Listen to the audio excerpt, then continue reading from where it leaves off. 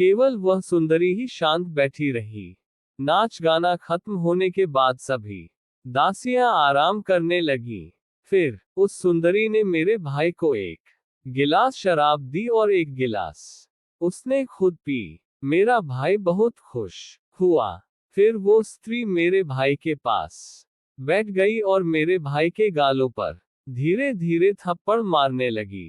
पर मेरा भाई खुद को संसार का सबसे भाग्यशाली इंसान समझ रहा था कि इतनी सुंदर और धनी स्त्री उसे इतना सम्मान दे रही थी। लेकिन अचानक ही उस सुंदरी ने बकबारह को जोर जोर से थप्पड़ मारना शुरू कर दिया। इससे मेरा भाई बिदककर उस सुंदरी से दूर जा बैठा। कुछ दूर पर मौजूद बुढ़िया इशारे में मेरे भाई से कहने लगी कि तुम ये ठीक नहीं कर रहे हो। बुढ़िया के इशारे को देखकर मेरा मूर्ख भाई फिर से उस सुंदरी के पास जाकर बैठ गया और उससे कहा कि मैं नाराज होकर दूर नहीं गया था। फिर उस सुंदरी ने दासियों को इशारा कर दिया और सभी दासियां मेरे भाई को परेशान करने लगी।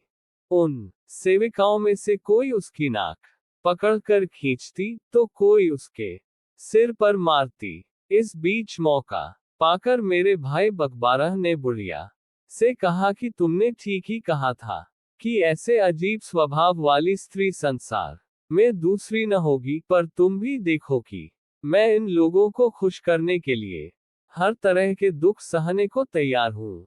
बुढ़िया ने कहा कि आगे आगे देखते जाओ क्या क्या होता है।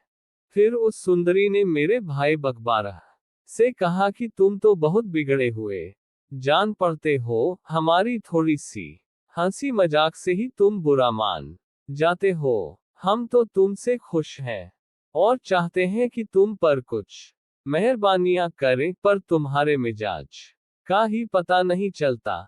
इस पर मेरे भाई ने कहा, ऐसा बिल्कुल नहीं है। मैं आपकी खुशी के लिए ही यहाँ आया हूँ। आप जो चाहेंगी मैं करूँगा। जब उस सुंदर स्त्री को लगा कि मेरा मूर्ख भाई उसके कहने में आ गया है, तो उस सुंदर स्त्री ने कहा कि अगर तुम सच में हमें खुश करना चाहते हो तो एकदम हमारे जैसे हो जाओ। मेरा मूर्ख भाई उसकी इस बात का मतलब बिल्कुल भी न समझ सका। फिर उस स्त्री ने अपनी दासियों से गुलाब जल और इत्र लाने को कहा ताकि वह अपने मेहमान का आदर सत्कार कर सके। फिर इसके बाद उस स्त्री ने मेरे भाई पर अपने हाथ से गुलाब जल छिड़का और उसके कपड़ों पर इत्र लगाया। इसके बाद उस स्त्री ने अपनी सेविकाओं को नाचने गाने के लिए कहा। फिर उसने दासियों से कहा कि नए मेहमान को सजा संवाकर कर लेकर आओ, जैसा मैं चाहती हूँ। ये सुनकर मेरा भाई चौंक गया और उसने बुढ़िया से पूछा कि ये मेरे साथ क्या करने वाली है। इस पर बुढ़िया ने कहा कि ये तुम्हारी भौहों को रंग देंगी और तुम्हारी मूछें मुंडवाकर तुम्हें स्त्रियों के समान कपड़े पहनाएंगी। मेरे भाई बकबारह ने कहा कि मैं स्त्रियों के कपड़े पहन लूंगा और भौहों को भी रंगवा लूंगा, क्योंकि उन्हें पानी से धो सकता हूँ, लेकिन मैं मूछें नहीं मुंडवाऊंगा, इससे मेरा चेहरा बड़ा खराब लगेगा।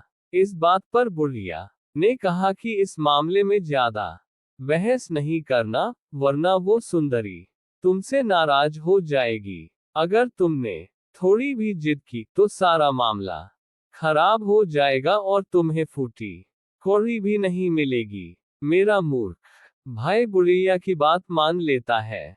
इसके बाद मेरे भाई का रूप लड़की जैसा कर दिया गया। उसे लड़की के कपड़े पहनाकर उस सुंदर स्त्री के सामने लाया गया। वो स्त्री और दासियां खूब हंसे। इसके बाद उस स्त्री ने मेरे भाई को लड़की जैसा नाचने को कहा। मेरा भाई नाचने लगा। उसका नाच देखकर वहां मौजूद सभी स्त्रियां खूब जोर जोर से हंस रही थीं। इसके बाद मेरे भाई को थप्पड़ मारे गए। मेरा भाई सब सह गया। फिर बुढ़िया ने मेरे भाई से कहा कि अब बस एक चीज रह गई है। वह सुंदर स्त्री जब किसी से बहुत खुश होती है तो उसके साथ एक खेल खेलती है। इसमें सफल होने के बाद तुम माला माल हो जाओगे। फिर उस सुंदरी ने मेरे भाई के कपड़े उतरवा कर लंगोट पहनवा दिया। इसके बाद वो सुंदर स्त्री दौड़ती है और मेरे भाई को उसे पकड़ने के लिए कहती है। भागते भागते वह एक अंधेरे कमरे में पहुंची। वह स्वन्य तो तेजी से वहां से निकल गई, लेकिन मेरा भाई बकबारा अंधेरे में इधर उधर भटकता रहा। बाद में उसे एक प्रकाश दिया और वो उस तरफ दौड़ने लगा। वो पीछे का दरवाजा था। जैसे ही मेरा भाई उस दरवाजे से बाहर निकला, वो दरवाजा बंद हो गया। मेरा भाई दरवाजे से बाहर निकलकर जहां खड़ा था, वो जूते चप्पल बनाने वालों की गली थी।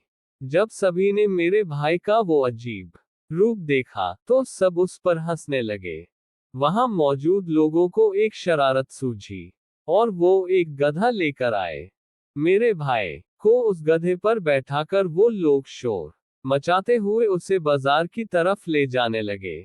उस रास्ते पर काजी का भी घर था।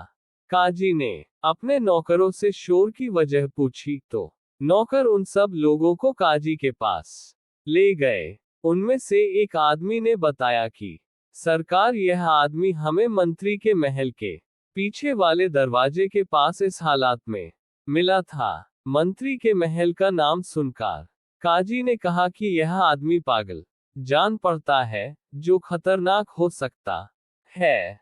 इसे 100 डंडे मारे जाएं और उसके बाद शहर से निकलवा दिया जाए। काजी के आदेश पर मेरे भाई के साथ ठीक वैसा ही किया गया। इसके बाद नाई ने कहा कि सरकार, ये थी मेरे दूसरे भाई बकबारह की कहानी। अब मैं आपको अपने तीसरे भाई की कहानी सुनाता हूँ। इसके बाद वह खलीफा की आज्ञा लिए बिना ही कहानी सुनाने लगा। नाई के तीसरे भाई की कहानी जानने के लिए कहानी